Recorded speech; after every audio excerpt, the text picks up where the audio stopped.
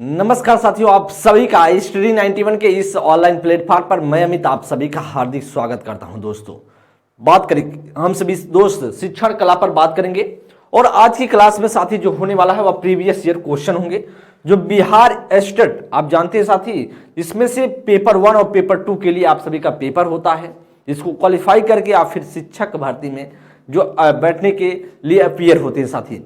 तो हम सभी बात करेंगे शिक्षण कला, जो आप सभी से 30 प्रश्न पूछे जाते हैं और अधिक से अधिक आप लोग क्वेश्चन सॉल्व करने का प्रयास करेंगे साथी। किस प्रकार के क्वेश्चन पूछे गए हैं और जो पूरा आया क्लास होगा वह प्रीवियस ईयर क्वेश्चन होंगे और इससे दोस्त देखने का प्रयास करेंगे किस प्रकार के प्रश्न आप सभी से पूछे गए हैं और आगामी परीक्षा में किस प्रकार से दोस्त पूछे जा सकते हैं। तो पहला प्रश्न आप सभी की स्क्रीन पर एक बार सभी साथी थोड़ा सा सेशन शेयर कर देंगे और पहले क्वेश्चन के लिए आंसर करने का प्रयास करेंगे कौन सा इसमें से राइट ऑप्शन बन सकता है। क्रियात्मक अनुसंधान के परिणामों का प्रयोग होता है दोस्त नीति निर्माण में या फिर कार्यक्रम मूल्यों में या फिर दोस्त पूरे तंत्र के सुधार में या अपनी कार्य प्रणाली सुधार में साथी। तो क्रियात्मक अनुसंधान के परिणामों में प्रयोग क्या होता है दोस्तों।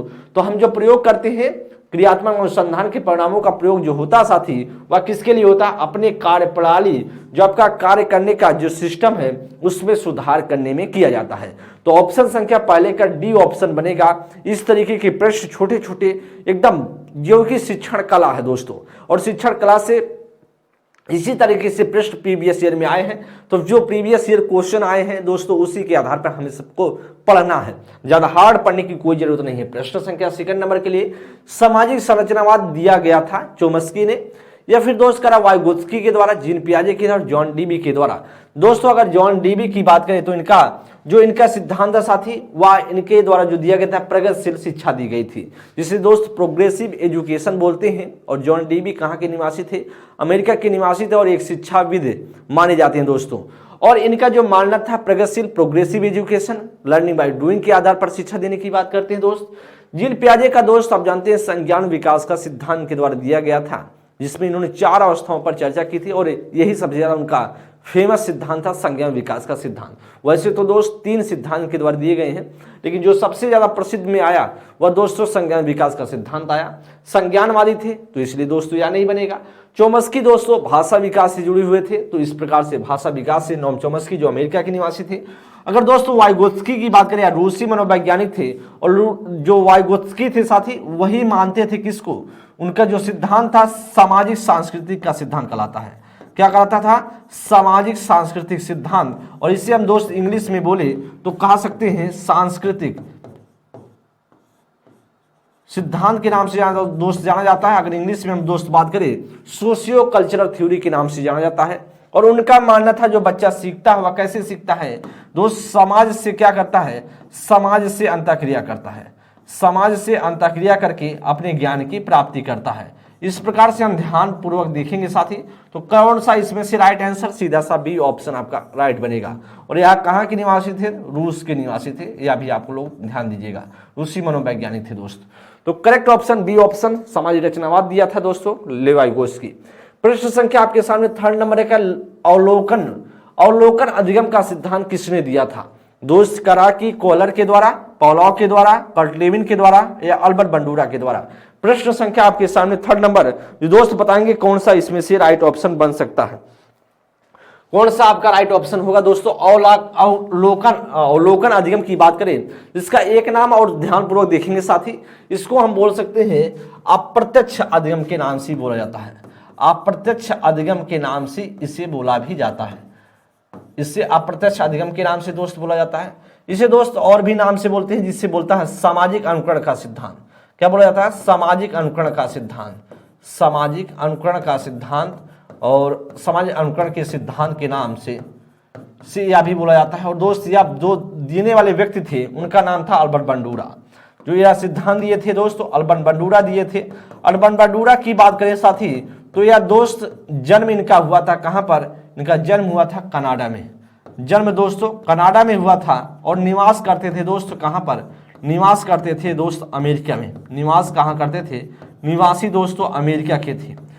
और इसमें बात किया जाए तो इनका मानना था जो बच्चा कैसे सीखता है, बच्चा समाज से अनुकरण करता है। इनका मानना था बच्चा समाज से क्या करता है, समाज से अनुकरण करता है, समाज से अनुकरण करके अपनी जो सीखने का प्रयास करता है, तो समाज से अनुकरण करता है। और साथ ही आपसे जो सीधा पूछा जा रहा है ऑप्शन संख्या सी बनेगा। कट लेविन की बात करें दोस्तों, या क्षेत्रवाद का सिद्धांत के द्वारा दिया गया था, क्षेत्रवाद का सिद्धांत के द्वारा दिया गया था, क्षेत्रवाद का सिद्धांत दिया गया था। और दोस्त अगर बात करें पावलोव की बात करें, तो पावलोव का सिद्धांत साथी कहलाता है, वह कहलाता है शास्त्रीय अनुबंधन का सिद्धांत। क्या कहलाता है, शास्त्रीय अनुबंधन का सिद्धांत, अनुबंधन का सिद्धांत कहलाता है शास्त्रीय अनुबंधन का सिद्धांत। और दोस्तों इनका जो प्रयोग किया गया था पावलोव का, वह प्रयोग दोस्त किए थे कुत्ते पर, इनका प्रयोग हुआ था कुत्ते पर प्रयोग इनके द्वारा किया गया था, यह भी साथी ध्यान दीजिएगा। दोस्त करा कि कोलर की बात करें, कोलर का सिद्धांत सूज का सिद्धांत कहलाता है। किसका, सूज का सिद्धांत कहलाता है, सूज का सिद्धांत कहलाता है।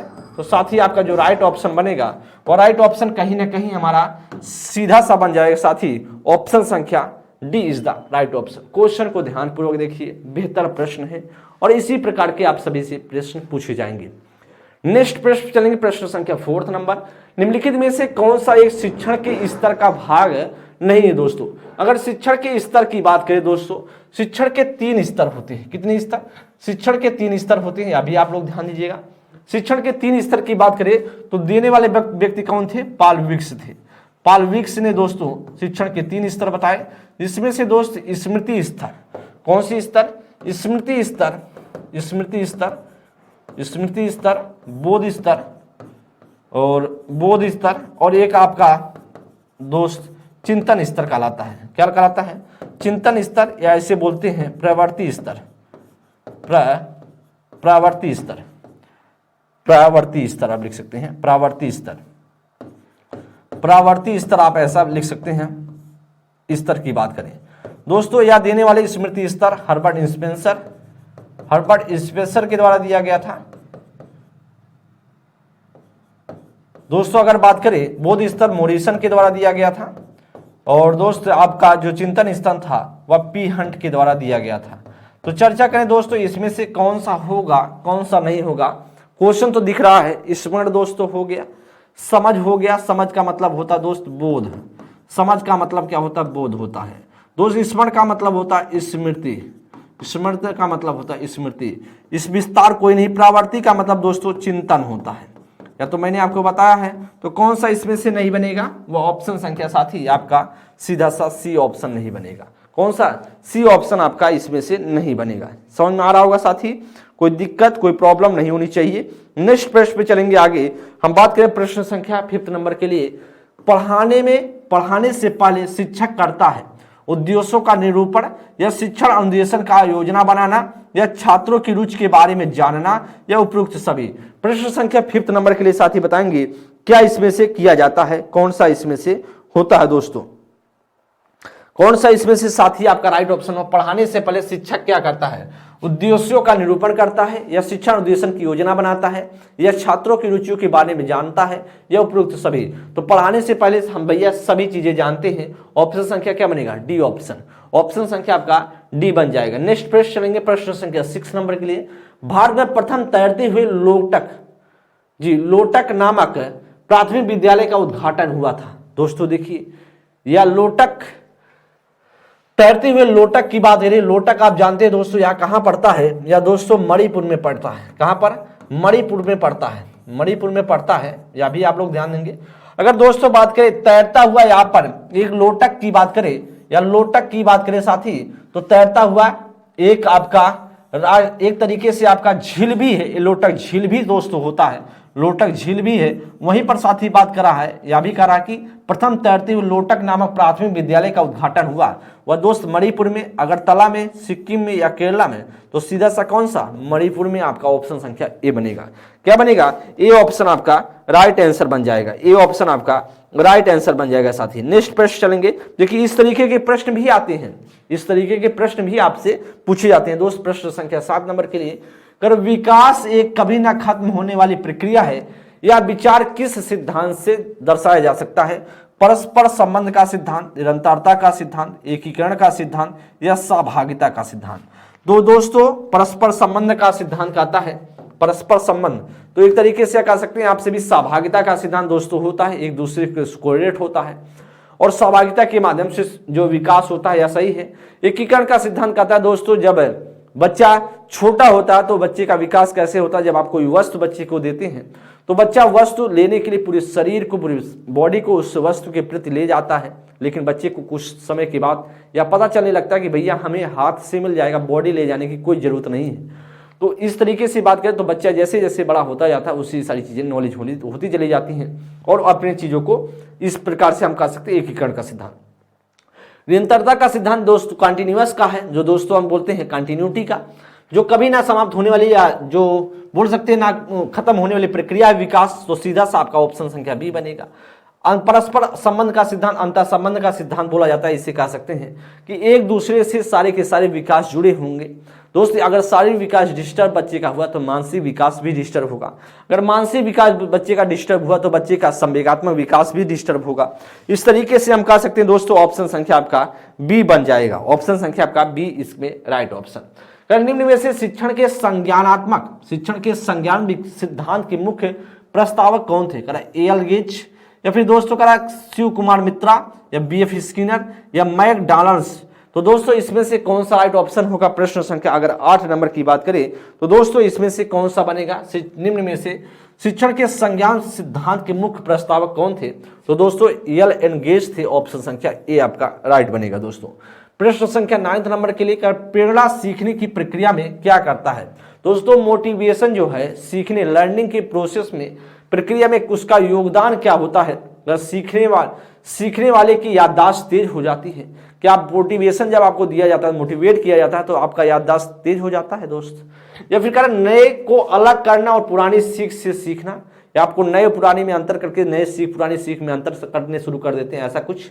या शिक्षार्थियों को अप्रत्यक्ष रूप से सोचने पर मजबूर करता है, या युवा सीखने वालों में सीखने के लिए रुचि उत्पन्न करता है। दोस्तों तो क्या होता है प्रेरणा का उद्देश्य साथी, क्या होता है जो अब आपको मोटिवेट सारे टीचर सभी लोग करते हैं, उसका क्या उद्देश्य होता है? दोस्तों तो उसका उद्देश्य सीधा सा होता है कि भाई युवा जो हैं, जो यूथ हैं, सीखने वालों में सीखने के लिए रुचि उत्पन्न करना होता है। दोस्तों प्रेरणा के माध्यम से किया जाता है, ऑप्शन संख्या डी बनेगा। नेक्स्ट प्रश्न देखिए, इस तरीके के प्रश्न आप सभी से पेपर पूछ लिए जाते हैं। यह डिफिनीशन साथी अधिगम चैप्टर से संबंधित जो डिफिनीशन है, करा डिफिनीशन को साथ ही ध्यानपूर्वक देखने का प्रयास करेंगे। अधिगम अनुभव प्रशिक्षण के परिणाम स्वरूप व्यवहार में परिवर्तन है। यह कथन किसके द्वारा दिया गया था? गेट्स व अन्य के द्वारा, या मार्ग और गिलीलैंड के द्वारा, स्किनर के द्वारा, या क्रॉकवैक के द्वारा? दोस्तों यह डिफिनीशन किसके द्वारा दिया गया? अच्छा प्रश्न है। तो दोस्त आप बता सकते हैं इसमें से कौन सा होगा? अनुभव की बात, अधिगम बात करें, लर्निंग क्या अनुभव और प्रशिक्षण के परिणाम स्वरूप व्यवहार में परिवर्तन है, यह सीधा सा आपका गेट्स की डिफिनीशन है। और गेट्स की डिफिनीशन दोस्तों वेरी इंपॉर्टेंट है और इस तरीके के प्रश्न आप सभी से पूछे जाते हैं। अगर आप यूपी टेट भी देते हैं साथी ना, तो फिर आपको कई बार डिफिनीशन पूछा गया है। देखिए या आपको, मैंने ऐसा नहीं है कि मैं अपनी तरफ से क्वेश्चन दे रहा हूं, सारे के सारे क्वेश्चन प्रीवियस ईयर क्वेश्चन हैं, तो आपको दिमाग में रखना है कि कुछ डिफिनीशन भी पेपर में आ सकते हैं। तो कुछ आपका पैटर्न जो है सीधा सा वह एक तरीके से समझ सकते हैं आप यूपी टेट का कुछ ना कुछ बिलोंग कर रहा है, लेकिन एकदम सा बिलोंग नहीं करता है, इसमें पेडागोगी भी होती है। तो यह भी साथ ध्यान देना है कि आपका अधिगम अनुभव और प्रशिक्षण के परिणाम स्वरूप व्यवहार में परिवर्तन या कथन गेट्स और अन्य की है। नेक्स्ट प्रश्न चलेंगे, प्रश्न संख्या 11 नंबर पर बात करते हैं साथी। करा कि अपनी कक्षा में प्रतिभाशाली विद्यार्थियों के लिए शिक्षक को क्या करना चाहिए? जो बच्चा है अपने आपकी क्लास का कोई बच्चा प्रतिभाशाली हो, उसके लिए आप शिक्षक के रूप में क्या करेंगे? शिक्षण कार्य को धीमा करना चाहिए, या इन बालकों की विशेष देखभाल नहीं करनी चाहिए, तेजी से पढ़ाना चाहिए, या करा संवर्धन कार्यक्रमों की व्यवस्था करनी चाहिए? तो दोस्तों इसमें से क्या करना चाहिए दोस्त? तो करा कि अपनी कक्षा के जो प्रतिभाशाली विद्यार्थी हैं, शिक्षक को क्या करना चाहिए? कि दोस्त करा शिक्षण कार्य को धीमा कर देना चाहिए उसके लिए? नहीं भाई, वो तेज सीखता है, धीमा क्यों करेंगे? इन बालकों की विशेष देखभाल नहीं करनी चाहिए, क्यों नहीं करनी चाहिए? क्या वह प्रतिभाशाली हो गया तो आपको कोई किसी जरूरत नहीं है, एकदम है। तेजी से पढ़ाना चाहिए दोस्तों, क्यों तेजी से पढ़ाएंगे? सही तरीके से पढ़ाएंगे। तेजी से क्या है, ऐसा कोई तात्पर्य है, ऐसा कोई फिक्स आप कह सकते हैं कि तेजी से सिखाना चाहिए, धीमा से सिखाना चाहिए, ये करना चाहिए, वो करना चाहिए? संवर्धन कार्यक्रमों की व्यवस्था करनी चाहिए। एकदम भैया, आपका कहीं ना कहीं बढ़ावा देने के संवर्धन के लिए कार्यक्रमों के लिए व्यवस्था करनी चाहिए। ऑप्शन संख्या आपका जो साथी बन जाएगा वह ऑप्शन संख्या आपका डी ऑप्शन बनेगा। नेक्स्ट प्रश्न 12 नंबर के लिए, शिक्षण के क्रियात्मक उद्देश्यों, शिक्षण के क्रियात्मक उद्देश्यों को पूरा करने के लिए पाठ्यक्रम में किस प्रकार से जोर दिया जाता है? सिद्धांत एवं अवधारणा का, या क्रिया और प्रयोग का, या विद्यालय प्रबंधन का, या इनमें से कोई नहीं। प्रश्न संख्या अगर 12 नंबर की चर्चा करें तो कौन सा आपका राइट ऑप्शन बनेगा? आंसर देने का प्रयास करेंगे, कौन सा आपका राइट ऑप्शन बन सकता है।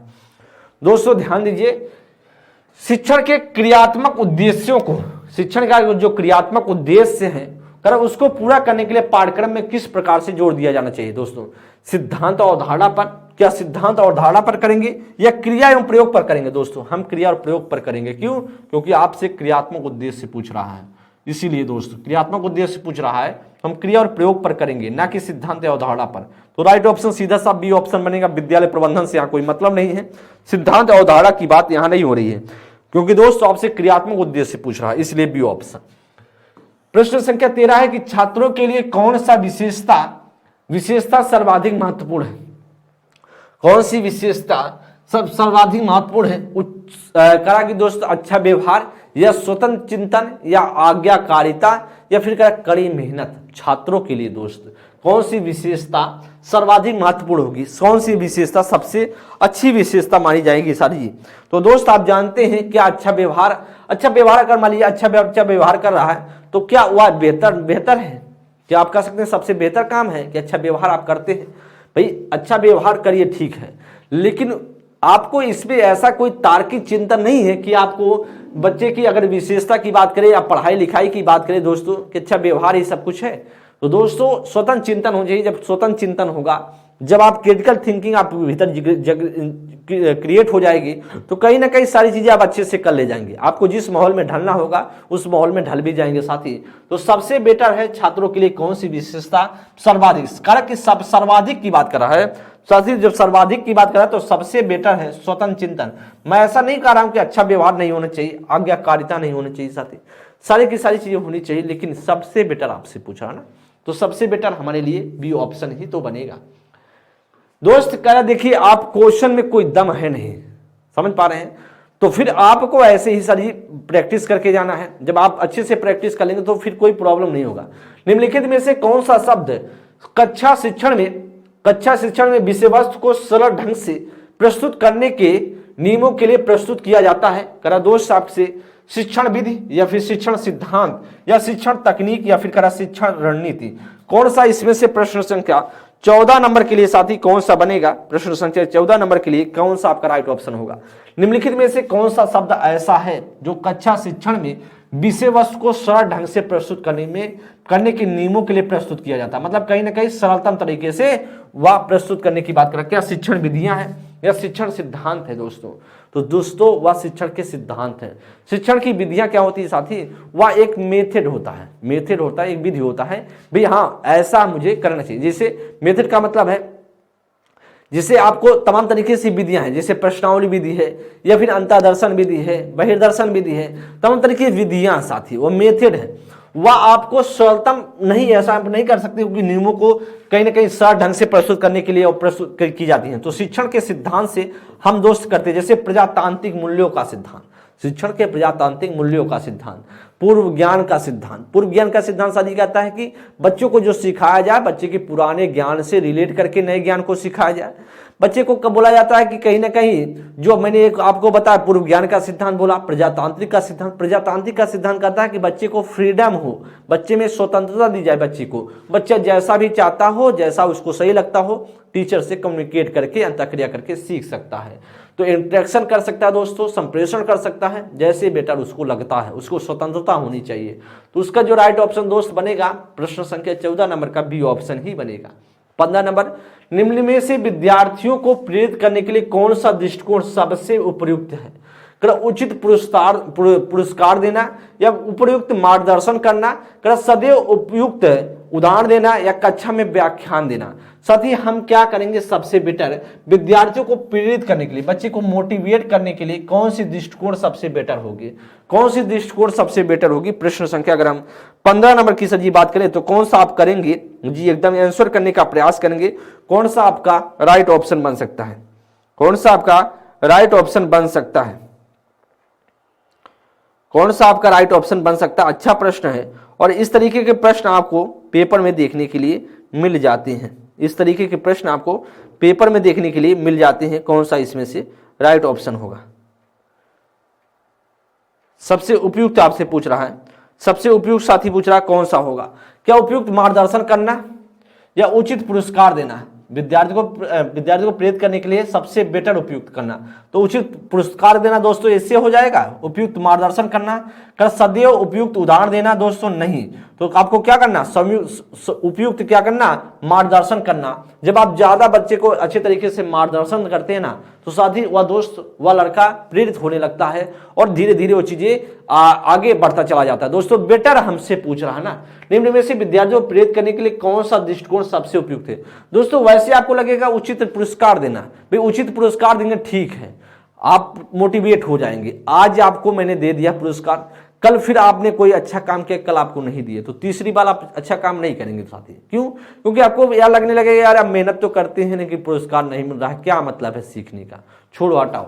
तो इसलिए उचित पुरस्कार देना है यह चीजें नहीं दोस्तों, लेकिन उचित मार्गदर्शन अगर आपको एक सही डायरेक्शन में चीजें की जा रही हैं, आपको पढ़ाया जा रहा है, सिखाया जा रहा है, तो धीरे धीरे आपको अगर भीतर इच्छाएं खत्म भी हो गई हैं तो धीरे धीरे आपकी इच्छाएं फिर से जागृत होंगी और आप काम को करना शुरुआत कर देंगे साथी। तो 15 का बी ऑप्शन बनेगा। नेक्स्ट प्रश्न आगे चलेंगे। तो दोस्तों एक इन्फॉर्मेशन है आप सभी बिहार स्टेट का, अगर जितने भी बच्चे फॉर्म को फिल किए हैं, वैसे दोस्त आपका मार्च में इसका पेपर होगा, और अगर जितने भी मेरे साथी इस फॉर्म को फिल किए हैं वे सभी जो कर सकते हैं टेस्ट दे सकते हैं। दोस्तों टेस्ट आपके लिए बेहतर होता है, आप कितना भी पढ़ते हैं दोस्तों, अगर आप टेस्ट नहीं देते, एक आप अपना पेपर के पहले मॉक टेस्ट नहीं देते हैं, तो फिर आपके लिए क्या कह पाना कि हम आप अच्छा परफॉर्मेंस कर रहे हैं कि अच्छा परफॉर्मेंस मुझसे नहीं हो पा रहा है, या आपका नहीं आपको पता चलेगा साथी। तो इसलिए सबसे अच्छा बात है कि आपको टेस्ट देना जरूरी है। अगर आप दोस्त टेस्ट देना चाहते हैं तो आप सभी स्टडी 91 प्रो के साथ जुड़ करके टेस्ट दे सकते हैं, और इसके साथ साथ दोस्त 200 प्लस और भी टेस्ट आपको इस स्टडी 91 प्रो पर उपलब्ध है। आप अगर अदर एग्जाम्स की भी एग्जाम पेपर देते हो साथी, तो फिर आप सभी उसके लिए भी टेस्ट दे सकते हैं। आगे नेक्स्ट प्रश्न पे चलेंगे, प्रश्न संख्या 16 नंबर के लिए।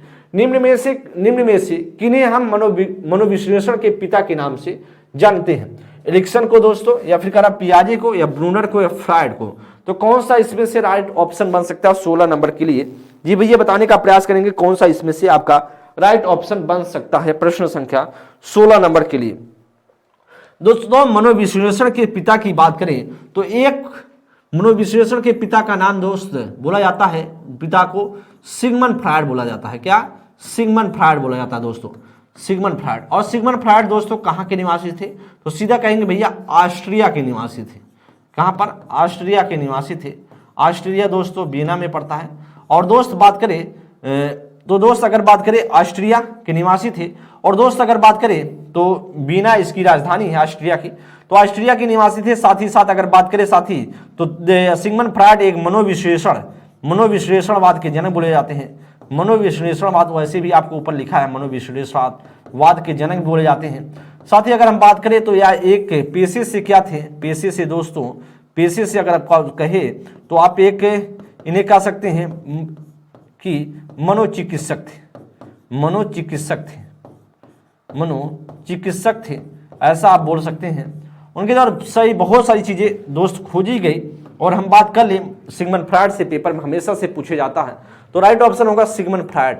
एरिक्सन दोस्त इन्हीं का शिष्य, सिगमंड फ्रायड का शिष्य था एरिक्सन, जिन्होंने मनो सामाजिक का सिद्धांत दिए थे। मनोसामाजिक का सिद्धांत सिगमंड एरिक्सन के द्वारा दिया गया था। साथी जीन पियाजे जानते हैं दोस्तों, संज्ञानवादी है, वहीं पर साथ ही आपको ब्रूनर भी अगर बात किया जाए तो ब्रूनर भी एक संज्ञानवादी ही बोले जाते हैं, एक संज्ञानवादी ही बोले जाते हैं। और आपका जो सीधा सा राइट ऑप्शन होगा ऑप्शन संख्या दोस्त डी ऑप्शन हमारा राइट आंसर बनेगा। क्या बनेगा दोस्त? डी ऑप्शन हमारा राइट ऑप्शन।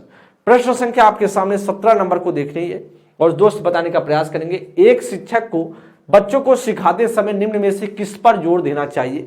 क्लास का आकार पर दोस्त, शिक्षण पद्धति और निर्देशन पर, या बालकों का वर्गीकरण पर, या उपयुक्त सभी? दोस्तों एक शिक्षक को बच्चों को पढ़ाते समय सिखाते समय निम्न में से किस बात पर ध्यान देना चाहिए? किस बात पर दोस्त ध्यान देना चाहिए?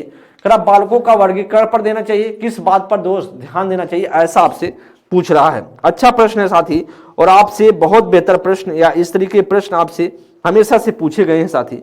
तो करा कि एक शिक्षक को सिखाते समय, ठीक है, करा क्लास का आकार दोस्तों, ठीक है, क्लास के आकार पर तो ध्यान नहीं देना चाहिए। करा कि शिक्षण पद्धति और निर्देशन पर दोस्तों, यह भी सही है।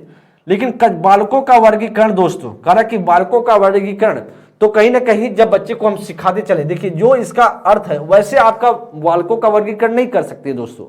अगर एक ही क्लास का बच्चा है तो हम बच्चे को हम वर्गीकरण पर ध्यान नहीं देंगे। बच्चा जैसे मान लीजिए क्लास 5th का बच्चा है, क्लास 5th का बच्चा है तो फिर हम वर्गीकरण पर ध्यान नहीं देंगे, वर्गीकरण नहीं करेंगे तब दोस्तों। लेकिन अगर बात किया जाए दोस्त, अगर छोटा एज में मान लीजिए वह क्लास 2 का बच्चा है, क्लास 2 का बच्चा है और क्लास 5th में जाकर बैठ नहीं सकता साथी, क्यों? क्योंकि उसकी मानसिकता उस बराबर नहीं है।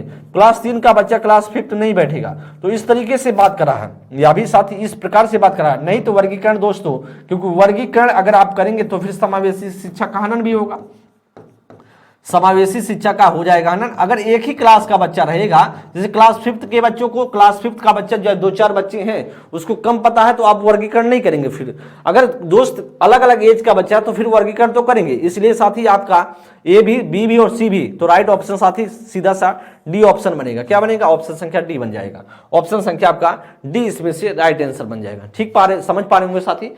मेरा प्रयास यह है साथी, देखिए एक शिक्षक को बच्चों को सिखाते समय निम्न किस पर ध्यान देना चाहिए दोस्तों। वैसे आपको लगेगा कि बालकों का वर्गीकरण ना करिए क्योंकि समावेशी शिक्षा का हनन होगा, लेकिन आपको क्लास की बात कर रहा है कि क्लास किस बच्चे का, किस क्लास में बच्चा बैठ रहा है, इस पर आपको वर्गीकरण जरूरी है दोस्तों। 18 नंबर के लिए सहयोगी कक्षा के लिए कौन सा कथन सही है? सहयोगी कक्षा के लिए निम्न में से कक्षा के लिए कौन सा कथन सही है? छात्र एक दूसरे के साथ प्रतिस्पर्धा करते हैं, करा कि छात्रों को विचारों और प्रस्तुति तथा स्वतंत्रता पूर्वक एक दूसरे से चर्चा करने का अवसर है, या अधिक मात्रा में शिक्षक निर्देशन की आवश्यकता है, या छात्र स्वतंत्र रूप से कार्य करते हैं साथी। कौन सा इसमें से राइट ऑप्शन हो सकता है? आपसे बात करें तो दोस्तों इसमें से कौन सा राइट ऑप्शन बनेगा? कौन सा इसमें से राइट ऑप्शन बनेगा दोस्तों? कक्षा छात्र एक दूसरे के साथ प्रतिस्पर्धा करते हैं दोस्तों। कंपटीशन मैंने आपको कई बार बताया है भाई साहब, कंपटीशन क्लास का माहौल बिगाड़ देता है। कंपटीशन कभी भी बढ़ावा नहीं देना चाहिए, गलत हो जाएगा साथी। छात्रों के जो विचार हैं, जो उसके थॉट हैं कि प्रस्तुति करना उन्हें, और स्वतंत्रता पूर्वक एक दूसरे से चर्चा करने के लिए अवसर देना, सीधा सा साथी आपका ऑप्शन संख्या बी बन जाएगा। अधिक मात्रा में शिक्षक निर्देशन की आवश्यकता है दोस्तों, अधिक मात्रा में शिक्षक निर्देशन की आवश्यकता है, ऐसा कहेंगे कि यह कथन पूरी तरीके से करेक्ट होगा? कभी ना होगा। छात्र स्वतंत्र रूप से कार्य करते हैं साथी, या तो दोस्त आपका छात्र स्वतंत्र रूप से कार्य करते हैं तो आपसे सहयोगी की बात कर रहा है। देखिए सहयोगी कक्षा की बात कर रहा है, यह भी ध्यान दीजिएगा दोस्त। वैसे अगर आप बात करेंगे तो ऑप्शन संख्या डी भी राइट हो जाएगा, लेकिन आपको सहयोगी क्लासरूम की बात कर रहा है। सहयोगी क्लासरूम का मतलब होता है एक दूसरे से बच्चा जब तक कम्युनिकेट नहीं करेगा, अंतःक्रिया नहीं करेगा, तब तक उसकी बात नहीं बन पाएगी। तो दोस्तों इसीलिए छात्रों को विचारों को प्रस्तुति और स्वतंत्रता पूर्वक एक दूसरे के साथ चर्चा करने की अवसर दे रहा है दोस्तों। यहां पर ये चीजें जो ऑप्शन संख्या डी में है वह ऑप्शन संख्या बी में इंक्लूड हो गया है।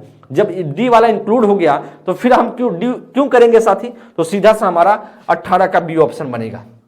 19 नंबर, निम्नलिखित में से कौन सा विकल्प है? निम्नलिखित में से कौन सा विकल्प कक्षा को कम विद्यार्थी वाली कक्षा में शिक्षण को अधिक प्रभावी बनाने के लिए प्रयोग में लाना चाहिए? अधिगम संबंधी समस्याओं की पहचान करना, कि छात्रों पर व्यक्तिगत ध्यान देना, क्या अन्वेषण को छात्रों के बीच की विभिन्नताओं को ध्यान में रखकर बनाना, या उपरोक्त सभी। साथ ही 19 नंबर में कौन सा राइट ऑप्शन होगा जी, आंसर करने का प्रयास करेंगे दोस्तों। इसमें से कौन सा करेक्ट ऑप्शन आपका बन सकता है? कौन सा इसमें से आपका राइट ऑप्शन बन सकता? अच्छा प्रश्न है दोस्त प्रयास कीजिएगा आप बताने का इसमें से कौन सा राइट ऑप्शन होगा, कौन सा इसमें से दोस्त आपका राइट ऑप्शन बनेगा। निम्नलिखित में से कौन सा विकल्प कम विद्यार्थियों की बात कर रहा है।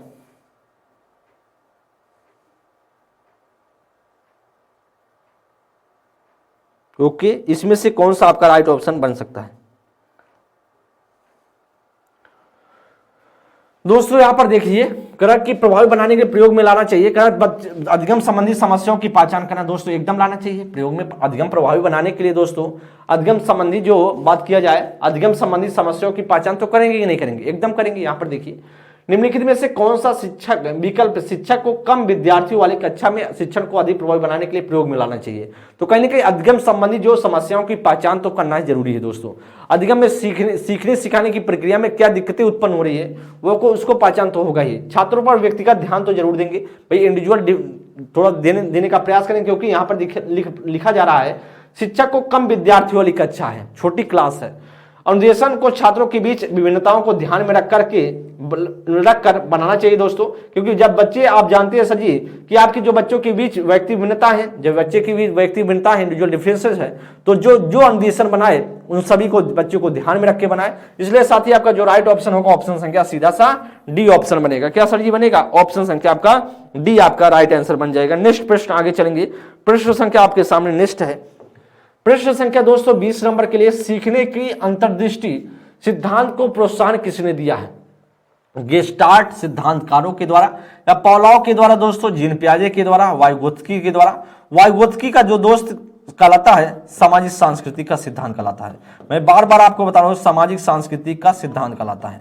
अच्छा, सामाजिक सांस्कृतिक का सिद्धांत कहलाता है तो कहीं ना कहीं संस्कृत का सिद्धांत इनका कहलाता है। इनका मानना था दोस्त बच्चा जो सीखता है समाज से क्या करता है, समाज से अंतःक्रिया करता है। इनका मानना था समाज से बच्चा अंतःक्रिया करता है, ऐसा इनका मानना था अंतःक्रिया करता है दोस्तों। अगर बात करें जीन पियाजे की बात करें तो जीन पियाजे संज्ञानवादी थे। संज्ञानात्मक विकास का सिद्धांत इनके द्वारा दिया गया, संज्ञानात्मक विकास का सिद्धांत। और इनके द्वारा मानना था साथी कि बच्चा कैसे सीखता है, बच्चा विकास का सिद्धांत। इनका मानना था बच्चा वातावरण से अंतःक्रिया करता है। किससे करता है? वातावरण से अंतःक्रिया करता है। वातावरण से क्या करता है? अंतःक्रिया करके सीखता है, अंतःक्रिया करके सीखता है, ऐसा आप मान सकते हैं। अंतःक्रिया करके सीखता, ऐसा आप कह सकते हैं दोस्तों। पावलोव की चर्चा साथी करें, पावलोव की अगर हम चर्चा कर लें तो दोस्त ध्यान दीजिएगा, पावलोव का सिद्धांत शास्त्रीय अनुबंधन का सिद्धांत कहलाता है। शास्त्रीय अनुबंधन का सिद्धांत कहलाता है, अनुबंधन का सिद्धांत कहलाता है। और साथ ही आप जानते हैं इनका जो प्रयोग किया गया था एक क्या है, एक व्यवहारवादी मनोवैज्ञानिक। तो पहले तो याद ध्यान देंगे, एक व्यवहारवादी मनोवैज्ञानिक है, व्यवहारवादी मनोवैज्ञानिक है। इसमें से साथ ही आप करें बात किया जाए मनोवैज्ञानिक है, साथ ही बात करें इनके द्वारा जो प्रयोग किया गया था वह कुत्ते पर प्रयोग किया गया था, कुत्ते पर प्रयोग किया गया था, ऐसा आपको ध्यान में रखना है। साथ ही गेस्टार्टवादियों की बात करें तो गेस्टार्टवादियों का मानना था जो सीखा जाता वह अंतर्दृष्टि के सिद्धांत पर चलता है, जिसे हम बोलते हैं सूझ का सिद्धांत। और इसमें दोस्त बात करें सूझ का सिद्धांत देने वाले व्यक्ति थे जिनका नाम साथी था कोहलर के एक शिष्य थे जिनका नाम था शिष्य वर्दीमर था। वर्दीमर की बात करें, वर्दीमर गेस्टार्टवाद का जनक कहलाते हैं, गेस्टाल्टवाद के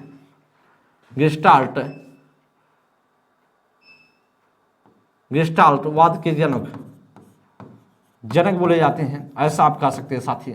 इसमें से आपको ध्यान दीजिएगा साथी, इसमें से समर्थक की बात करें तो कई समर्थक की चर्चा करें। गेस्टार्टवाद के समर्थक की बात करें, समर्थक में जैसे कोहलर आ जाते हैं, कोफ्का आ जाते हैं, ये सभी क्या हैं, कोहलर या कोफ्का, ये सभी गेस्टार्टवाद के समर्थक थे।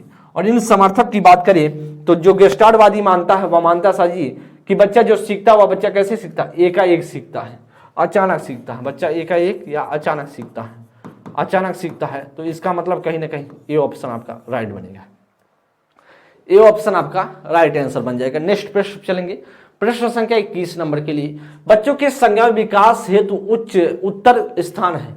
उत्तम स्थान यहाँ पर होगा, उत्तम स्थान करा कि खेल का मैदान या सभागार या फिर दोस्त घर या विद्यालय और कक्षा का वातावरण। दोस्तों क्या इसमें से संज्ञान विकास हेतु सबसे बेहतर क्या है, बच्चे के संज्ञान विकास के लिए सबसे बेहतर स्थान कौन सा होगा, सबसे बेहतर स्थान दोस्तों कौन सा हो सकता है, सबसे बेहतर स्थान दोस्तों क्या हो सकता है। खेल का मैदान, संज्ञान विकास की बात हो रही है। देखिए यहां पर संज्ञान विकास की बात हो रही है। संज्ञान विकास का मतलब है कहीं ना कहीं बच्चे का जो चिंतन, जो कल्पना करने की क्षमता है उसकी। तो दोस्तों खेल का मैदान, खेल के मैदान में आप कह सकते हैं एक तरीके से बच्चे का सामाजिक सांस्कृतिक विकास होता है। मतलब कहीं ना कहीं सामाजिक तौर पर वह बच्चा अच्छा बन पाता है। सभागार की बात करें नहीं, घर दोस्त हुआ नहीं, विद्यालय और कक्षा का वातावरण यह सबसे बेहतर होगा ऑप्शन संख्या सी, बौद्धिक स्तर के लिए। तभी तो बच्चा जाता है संज्ञान विकास के लिए विद्यालय और क्लास के माहौल का उस पर इन्वायरमेंट पड़ता। साथी निम्न में से कौन सी एक धीमी गति से सीखने वाले छात्र की विशेषता नहीं है, कौन सी एक कोई बच्चा धीमी गति से सीख रहा है उसकी विशेषता नहीं होगा। सीमित शब्दावली दोस्तों, या ध्यान की छोटी सी अवधि, या अमूर्त सोच, या रुचियों की सीमित सीमा। दोस्तों बात करें एक धीमी गति से सीखने वाले के लिए कौन सा इसमें विशेषता नहीं बनेगा, कौन सी इसमें से विशेषता नहीं बनेगा। दोस्तों आप जानते हैं सीमित उसके पास शब्दावली होती है। दोस्तों जो बच्चा एक धीमी गति से सीखता है ना उसके पास सीमित जो है शब्दावलियां होती हैं, बहुत ज्यादा नहीं बोलता है, सीमित उसके पास शब्दावलियां होती है। ध्यान को छोटी सी अवधि होती है, एकदम सही है। अमूर्त सोच की बात करें भैया, अमूर्त सोच नहीं कर पाता वह सही तरीके से। आपका इसमें से बनेगा जो अब्स्ट्रैक्ट, जो बात करें थिंकिंग की बात करें उसमें जनरेट नहीं होती है, 22 का सी ऑप्शन। 23 नंबर के निम्न में से प्रवृत्ति, अवधारणा या दोस्त कौशल, ज्ञान आदि को किसका परिणाम कहा जाता है दोस्तों। क्या अधिगम का परिणाम कहा जाता है, या अनुसंधान का दोस्तों, या अनुवांशिकता का, स्पष्टीकरण का। दोस्तों जो आपकी प्रवृत्ति है, आपकी एक्टिविटीज जो प्रवृत्ति है साथी, और साथ ही साथ का प्रवृत्ति है आपके एप्टीट्यूड है दोस्तों, ये सभी किसके भाग होते हैं। जैसे आपको प्रवृत्ति की बात करें एप्टीट्यूड बोलते हैं, अवधारणा की बात करें दोस्तों जिसे बोलते हैं कॉन्सेप्ट। अवधारणा कॉन्सेप्ट आपकी बात कर सकते हैं, समझ एक तरीके से नहीं, आप समझ नहीं करेंगे दोस्तों, एक तरीके से आप सकते हैं अंडरस्टैंडिंग, समझो ऐसा बोल सकते हैं। कौशल की बात करें, अवधारणा की बात करें दोस्तों अंडरस्टैंडिंग बोलते हैं। कौशल की बात करें स्किल्स है, ज्ञान है जिसे नॉलेज बोलते हैं। या किसका परिणाम है दोस्तों, किसके तहत आता है दोस्तों, आपका एप्टीट्यूड, ये सारी चीजें किसका परिणाम है, सभी अधिगम का परिणाम है। या जो अवधारणा जो आपका समझ है, अवधारणा को हम समझ सकते हैं दोस्तों, समझ बोल सकते हैं, अंडरस्टैंडिंग बोल सकते हैं। तो इस तरीके से हम बात करें तो अधिगम का परिणाम ऑप्शन संख्या ए आपका राइट होगा 23 का।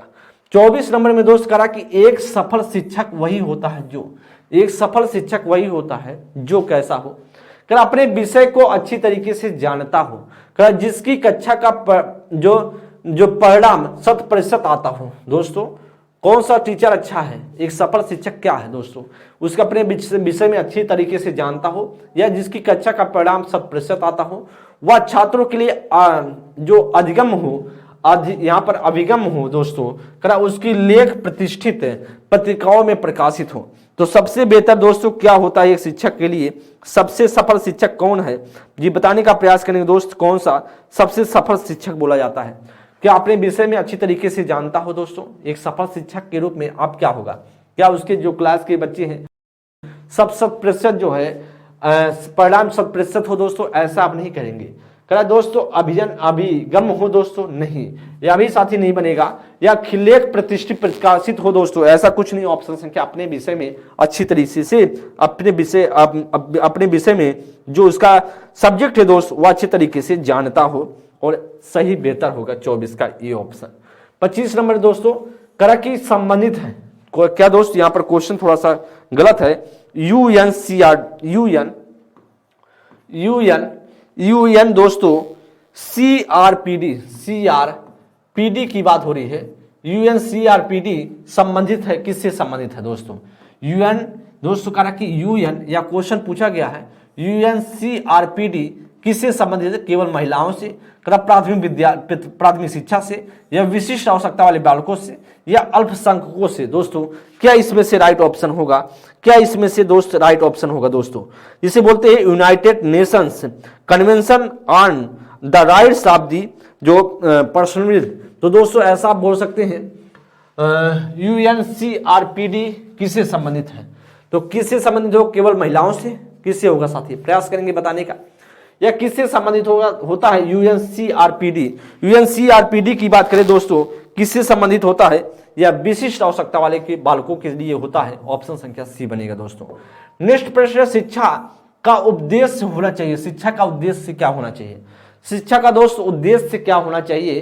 कह विद्यार्थियों में व्यवसायिक कुशलता का विकास करना, या फिर दोस्तों करा कि यहाँ पर विद्यार्थियों में सामाजिक जागरूकता का विकास करना, या दोस्तों यहाँ पर ऑप्शन कट गया है, विद्यार्थियों की बात करें, लिखा है दोस्तों, लिखेंगे विद्यार्थियों, दोस्त यहाँ पर दोस्तों आपका होगा विद्यार्थियों को तैयार करना, ऐसा कुछ दोस्त आप ध्यान दीजिएगा जी। विद्यार्थियों को परीक्षाओं के लिए तैयार करना, विद्यार्थियों को परीक्षाओं, ऐसा लिख सकते हैं, विद्यार्थियों को परीक्षाओं के लिए तैयार करना, परीक्षाओं के लिए तैयार करना, ऐसा आप फिल कर सकते हैं, तैयार करना साथी। तो इसमें से कौन सा आपका राइट ऑप्शन बन सकता है? करा कि दोस्त विद्यार्थियों को व्यवसायिक कुशलता का विकास करना, या विद्यार्थियों में सामाजिक जागरूकता का विकास करना, या विद्यार्थियों को परीक्षा के लिए तैयार करना, या व्यवहारिक जीवन के लिए विद्यार्थियों को तैयार करना। दोस्तों शिक्षा का उद्देश्य क्या होता है? शिक्षा का उद्देश्य दोस्त क्या होता है? जो हम शिक्षा ग्रहण करते हैं इसका उद्देश्य क्या साथी? जो मैं आपको पढ़ा रहा हूं या फिर आप पढ़ रहे हैं, या इसका उद्देश्य सर क्या है? तो करा क्या व्यवसायिक कुशलता प्राप्त विकास करना? नहीं भैया, इसका उद्देश्य नहीं कि आप व्यवसायिक कुशलता आप में आ जाए। तो दोस्त करा कि विद्यार्थियों में सामाजिक जागरूकता का विकास करना साथी, दोस्त यह भी नहीं है। विद्यार्थियों को परीक्षाओं के लिए तैयार करना तो से गलत है। व्यवहारिक जीवन, कहीं ना कहीं बच्चा व्यवहारिक जीवन के लिए विद्यार्थियों को तैयार करना। व्यवहारिक जीवन का मतलब है एक दूसरे की भावनाओं को समझने वाला हो, एक दूसरे के मनोभावना को समझ पाए, उसी हिसाब से उसमें कहीं न दयाशीलता, उसमें तमाम तरीके से सहानुभूतियाँ भीतर बच्चे में आ पाए। और शिक्षा का यही दोस्त उद्देश्य होता है, व्यवहारिक जीवन के लिए विद्यार्थियों को तैयार किया जाता है। ऑप्शन संख्या आपका जो होगा ऑप्शन संख्या डी होगा। नेक्स्ट प्रश्न 27 नंबर के लिए दोस्त करा कि मनोवैज्ञानिक विद्यालय निम्न में से क्या करते हैं? दोस्तों मनोवैज्ञानिक विद्यालय निम्न में से क्या करते हैं? नियंत्रण करते हैं, निर्देशन करते हैं दोस्तों, अध्यापन करते हैं, या ये सभी करते हैं दोस्त इसमें से क्या होगा? इनका काम क्या है दोस्तों?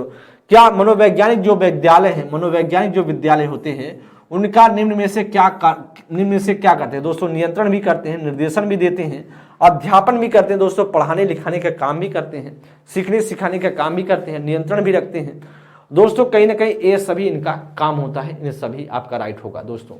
करा कि 28 नंबर के लिए करा कि मनोविज्ञान के इतिहास में सबसे पहली पाठ्य पुस्तक निम्न में से किसने लिखी थी? दोस्तों विलियम जेम्स, या फिर दोस्त करा कि R.S. वुडवर्थ, करा विलियम मैकडूगल, या करा L.L. मन के द्वारा। निम्नलिखित में से सबसे पहली पुस्तक किसके द्वारा लिखी गई थी साथी? सबसे पहले किसके द्वारा यह पुस्तक लिखी गई थी दोस्तों? वैसे तो दोस्त आपका जो बनेगा वह बन जाएगा यहाँ पर विलियम जेम्स। यहाँ पर दोस्तों जो आपका उत्तर दिया गया था वह विलियम जेम्स दिया गया था। मनोविज्ञान के इतिहास में सबसे पहले जो पुस्तक लिखी गई थी साथी, किसने लिखी थी? वह विलियम जेम्स के द्वारा लिखी गई थी। मनोविज्ञान का इतिहास, साइकोलॉजी, इनके दोस्त सबसे पहले मनोविज्ञान के क्षेत्र में सबसे पहले जो पुस्तक लिखी गई वह दोस्तों आप जानते हैं साइकोलॉजी के पिता विलियम जेम्स की बात करें तो इनको प्रकारवाद का जनक भी बोला जाता है। और इनका जो पुस्तक का नाम था साइकोलॉजी, जो एक बोल सकते हैं हिस्ट्री ऑफ साइकोलॉजी, एक तरीके से मनोविज्ञान का इतिहास के बारे में इनके द्वारा पुस्तक लिखी गई थी। और सबसे पहले या शिक्षा या बात करें मनोविज्ञान के जनक भी बोले जाते हैं, और ऐसा आप समझ सकते हैं दोस्तों। तो आपका प्रिंसिपल्स ऑफ साइकोलॉजी के नाम से बोले जाते हैं। मनोविज्ञान के सिद्धांत इनका नाम था, मनोविज्ञान का सिद्धांत आप लिख सकते हैं, मनोविज्ञान का सिद्धांत इनकी पुस्तक का नाम था। मनोविज्ञान का सिद्धांत इनका जो था दोस्त बुक था, पुस्तक थी। और इसे आप लोग ध्यान दीजिएगा, आपके जो पेपर में दोस्त या पूछा गया था वह ऑप्शन संख्या ए ही माना गया है। नेक्स्ट प्रश्न चलेंगे आपसे, नेक्स्ट प्रश्न 29 नंबर के लिए, निम्न में से किस प्रकार का प्रशिक्षण जो परीक्षण प्रभावी स्मरण शक्ति के लिए सबसे उपयुक्त है? कहीं ना दोस्त करा कि सही या गलत वाला है, या का एकाधिक विकास वाला है, रिक्त स्थानों की पूर्ति वाला है, या बी और सी दोनों है दोस्तों? कौन सा इसमें से राइट ऑप्शन होगा? कौन दोस्त करा कि निम्न में से किस प्रकार का परीक्षण का मतलब होता है दोस्तों टेस्ट। निम्न प्रकार का कौन सा टेस्ट है प्रभावी स्मरण शक्ति के लिए, मतलब इफेक्टिव जो आपकी स्मरण शक्ति है, याददाश्त वाली जो आपका पावर की बात कर रहा है, सबसे लिए क्या है, सही गलत वाली है। सही गलत दोस्तों या आपकी याददाश्त पर बहुत ज़्यादा डिपेंड नहीं करता है कि कितना आपको याद है। कॉन्सेप्ट आपने देखा, समझा और आपने टिक कर दिया भाई हाँ ऐसा कॉन्सेप्ट है, और आपके सामने आपको लगा कि भाई यह चीज़ें नहीं होनी चाहिए, तो आप गलत भी सकते हैं। एकाधिक विकल्प दोस्तों, एक से अधिक अगर आपके सामने विकल्प है तो उस समय आपको कहीं ना कहीं स्मरण शक्ति पर आपका जोर पड़ता है। रिक्त स्थानों की पूर्ति वाले पर भी दोस्तों आपको फिल करने की जरूरत है, क्योंकि आपके सामने कोई सेंटेंस लिखा रहेगा और ऐसे ऐसे करके सामने आपको फिल करने के लिए पूछ लिया जाएगा, तो आपको तभी फिल कर पाएंगे साथी जब आपको पता हो कि यहाँ पर क्या फिल करना चाहिए। तो दोस्त आपको 29 का डी ऑप्शन। ओके दोस्त, इस प्रकार से अगर हम बात करें आपके सामने या 29 ही प्रश्न थे साथी, और आप सभी ने अच्छे से देखा होगा, समझा होगा। और दोस्त इसी प्रकार के प्रीवियस ईयर क्वेश्चन पूछे गए हैं। तो ऐसा नहीं है साथी कि अपने हिसाब से हम क्या कर रहे हैं, या आपको मॉडल पेपर दिए हैं या फिर आपका कोई प्रैक्टिस सेट दिए हैं दोस्तों, या सिर्फ का सिर्फ आपके प्रीवियस ईयर क्वेश्चन है। और जब आप प्रीवियस ईयर क्वेश्चन करके जाते हैं तो आपके लिए बहुत महत्वपूर्ण रोल अदा होता है। क्यों? क्योंकि आपको उसी तरीके के प्रश्न फिर से कहीं ना कहीं रिलेटेड प्रश्न फिर से पूछे जाते हैं, और अच्छे से पढ़ के जाना दोस्तों। जब तक आप प्रीवियस ईयर सॉल्व नहीं करते हैं दोस्त, आपके एग्जाम का क्या स्टैंडर्ड होने वाला है वह उसका स्टैंडर्ड पता नहीं चलता है। तो सभी साथियों को तहे दिल से शुक्रिया, आप सभी ऐसे ही पढ़ते रहें। जैसा भी दोस्त सेशन लगा हो जरूर एक बार आप जाकर कमेंट बॉक्स में अपनी राय जरूर दे सकते हैं। तब तक के लिए दोस्त बहुत बहुत धन्यवाद। आप सभी स्वस्थ रहें, मस्त रहें। थैंक यू क्लास, बहुत बहुत धन्यवाद, थैंक यू।